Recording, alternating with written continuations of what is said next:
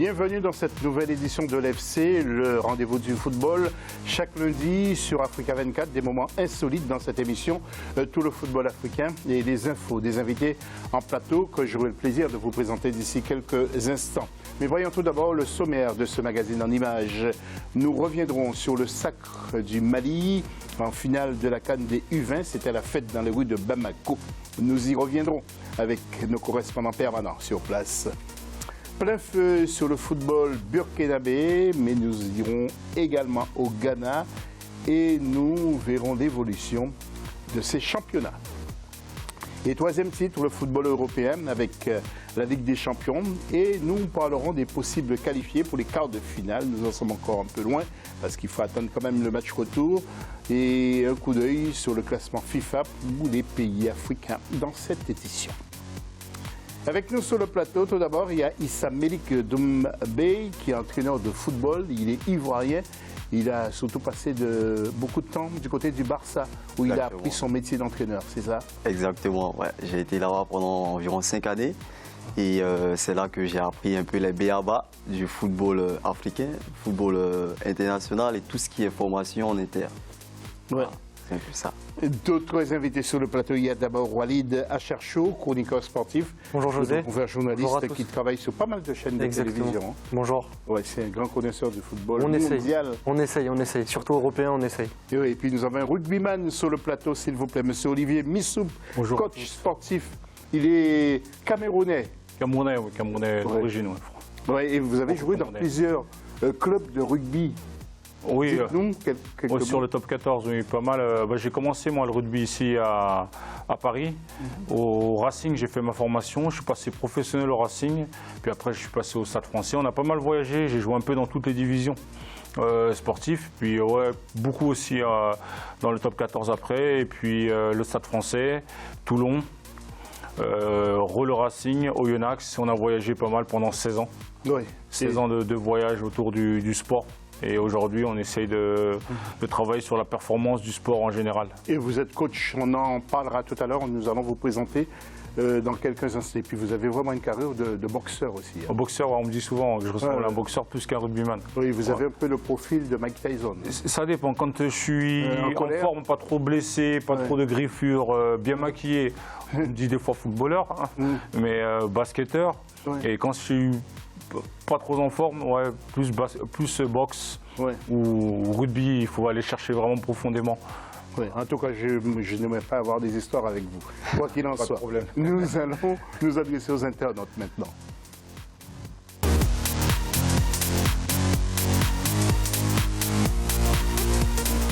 Alors, selon vous, c'est très simple. Hein, pourquoi les jeunes Sénégalais, les jeunes lionceaux, ont perdu la finale de la CAN des U20? Vous n'hésitez pas, comme d'habitude, sur notre Facebook Africa 24 TV, puis sur le Twitter avec l'hashtag Africa 24 à la une du magazine tout de suite.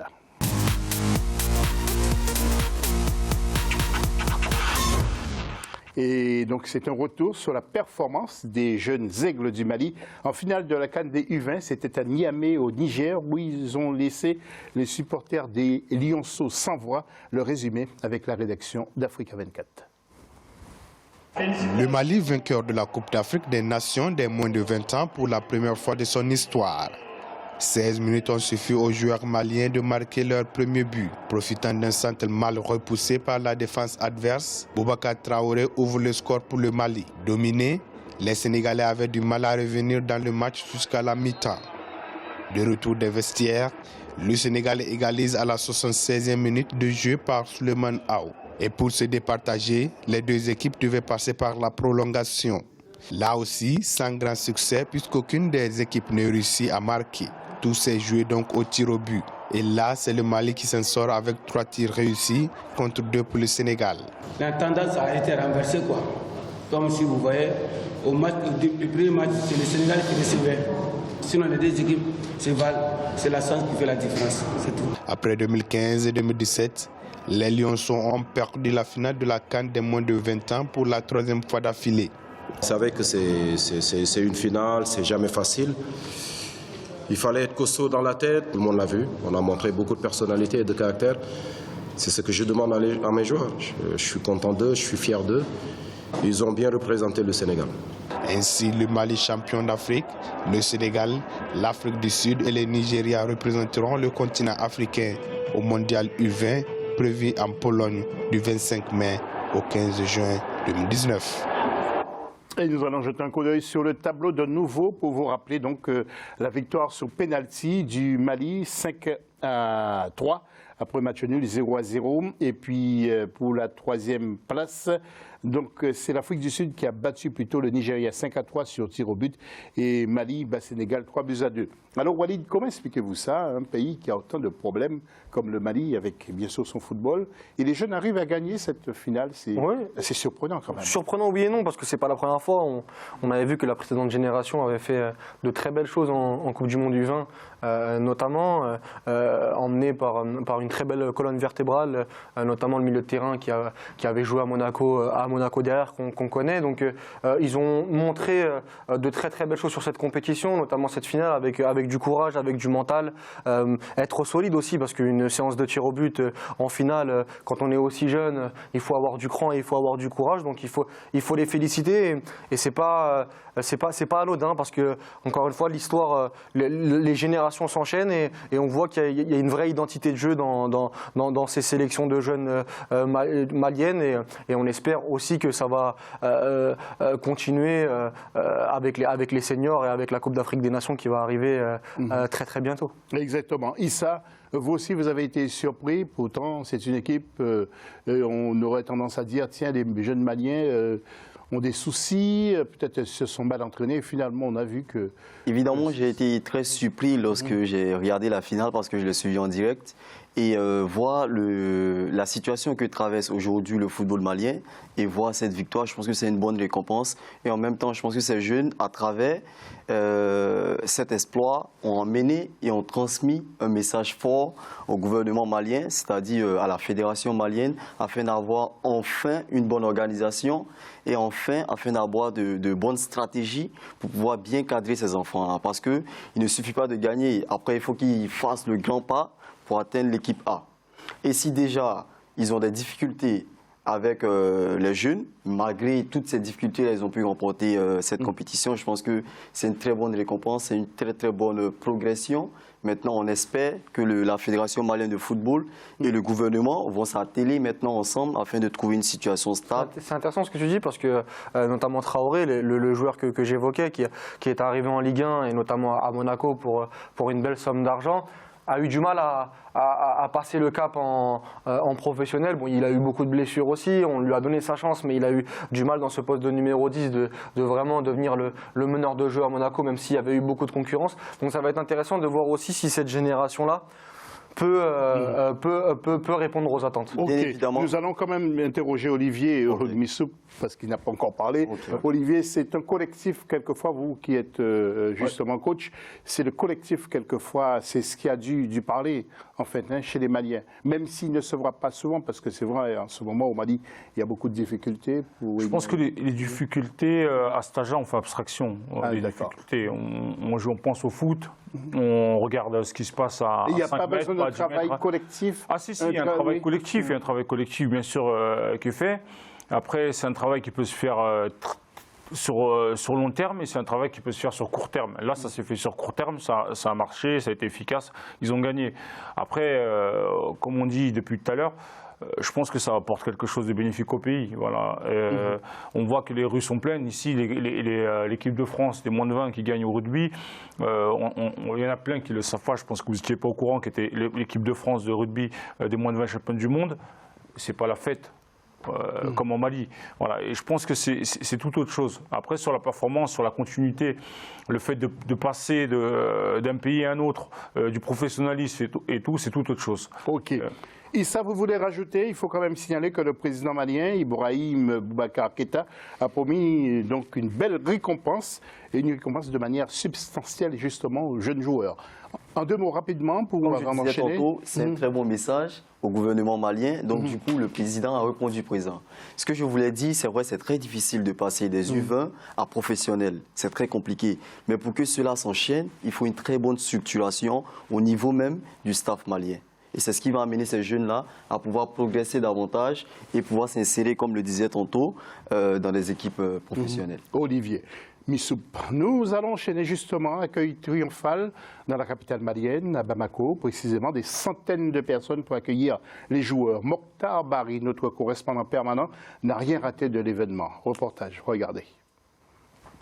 C'est avec les honneurs que les nouveaux champions d'Afrique junior de football ont été accueillis lundi 18 février 2019 à Bamako. De l'aéroport international Modibo Keïta Sénou au stade Mamadou Konaté, il aura fallu 3 longues heures pour sillonner les artères de la capitale jusqu'au point de chute du cortège.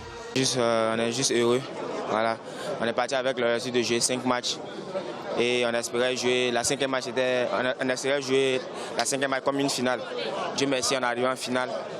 Et on a tout donné pour essayer de remporter la coupe. Et c'est ce qu'on a fait, on est revenu avec la coupe. Les autorités maliennes ont salué cette victoire des Aiglons. Une prouesse historique synonyme d'espoir pour des Maliens, las des conflits incessants qui minent le football national. Les jeunes ont fait honneur au peuple malien, les jeunes ont fait honneur à la patrie, les jeunes ont hissé haut le drapeau malien et les jeunes viennent encore de réconforter le président de la République qui a dédié son mandat à la grande cause de la jeunesse malienne. Nous avons des enfants qui étaient partis sur la pointe des pieds, personne ne croyait en eux, eux-mêmes croyaient en eux-mêmes. Donc ils nous ont rapporté la coupe et le Mali est fier aujourd'hui et content. Et nous pensons que ce trophée doit nous permettre, aux grandes personnes que nous sommes, de pouvoir faire taire quelques petites querelles qui existent entre nous. Pour rappel, le Mali s'est imposé en finale de la Coupe d'Afrique des Nations chez les moins de 20 ans, dimanche à Niamey au Niger, en disposant du Sénégal en finale. Il s'agit du premier titre des jeunes Maliens dans cette catégorie. Et voilà, et avant de partir au Congo-Brazzaville, est-ce que, Walid, on risque de voir ces jeunes-là pour la prochaine CAN, pas celle de l'Égypte, mais peut-être celle du Cameroun? Oui, je pense que c'est trop tôt là, pour celle qui arrive en juin, mais ça se fera progressivement pour les prochaines CAN. En tout cas, on l'espère. On a vu des joueurs qui ont du talent, on l'a expliqué, qui ont du courage. On en a besoin dans les Coupes d'Afrique des Nations.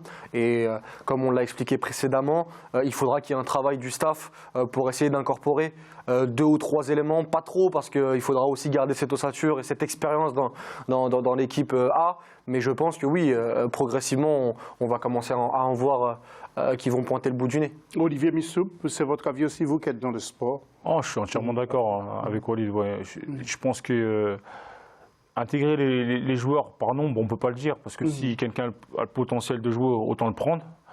Après, il y a cette maturité aussi d'encadrement de ceux qui ont de l'expérience. Voilà. Et quand on parle de ça, c'est l'accompagnement qu'il faut faire derrière. Après, l'accompagnement, c'est tout le problème. On a des bons joueurs partout. En Afrique, il y en a beaucoup. Et après, c'est dans la continuité. Comment ils sont accompagnés, comment ils durent sur la durée, comment ils arrivent à tenir sur la pression, sur le professionnalisme. Et si c'est bien accompagné et bien suivi, c'est bien pour le pays. Et pour la CAN, ça peut être une bonne continuité. Ils n'auront que 22 ans, ils sont encore... Ils seront encore très jeunes et ils vont intégrer l'équipe A de façon progressive parce qu'il faut encore toujours beaucoup d'expérience dans l'équipe A pour pouvoir vraiment répondre présent parce que dans la Coupe d'Afrique qui arrive en Égypte, nous avons déjà des équipes qui sont vraiment très bien préparées, comme le Sénégal et la Côte d'Ivoire, des équipes qui viennent en force. Donc le Mali n'a pas encore eu la chance de faire un grand pas ces dernières années dans la Coupe d'Afrique des Nations. On espère qu'avec ces jeunes, ils pourront avoir une bonne représentation. Je pense il faut tenter, je pense. Il faut tenter. Comme eux, ils ont pas spécialement fait des grosses Coupes d'Afrique précédemment. Pourquoi pas tenter? On a Exactement. Tenter avec ces jeunes-là. Messieurs, merci. Nous allons partir au Congo-Brazzaville maintenant. Le championnat, nous allons faire un petit clin d'œil, ni vainqueur ni vaincu, dans le derby de la capitale Brazzaville qui opposait l'Étoile du Congo au Diable Noir, dimanche 17 février 2019 au stade Alphonse Massamba Déba à Brazzaville. Les deux équipes bien sûr, sont séparées sur un score nul, 2 buts partout lors du choc de la 11e journée du championnat. Résumé d'Eva Panzou. Lors de ce choc de la 11e journée du championnat national de Ligue 1, les choses sont allées très vite. L'Étoile du Congo a ouvert le score à la 13e minute par Etumban. À la suite d'une mésentente entre le gardien et son défenseur, Rochelle Kivouri remet les deux équipes à égalité à la 39e minute. 1-1 à la pause. Au retour des vestiaires, Yann Mokombo redonne l'avantage aux Verts et Jaunes à la 52e minute. Entré à l'heure de jeu, Wilfried Nkaya inscrit le but d'égalisation à la 78e. Un résultat qui satisfait l'entraîneur des Noirs et Jaunes. Ça s'est vu que l'adversaire a bien préparé son match et nous également on a bien préparé le match, mais aujourd'hui on est tombé sur un adversaire à force égale. Donc, on va retenir aujourd'hui, on a quand même marqué 2 buts. À l'accoutumée, on marque un but et c'est ce qu'on va retenir aujourd'hui. L'Étoile du Congo a mené 2 fois au score sans l'emporter au coup de sifflet final. L'entraîneur n'a pu qu'émettre des regrets. Il y a des regrets parce qu'on mène 2 fois au score. Dans un classique, lorsque vous avez l'opportunité, la chance de mener 2 fois au score, il faut faire mieux que cela.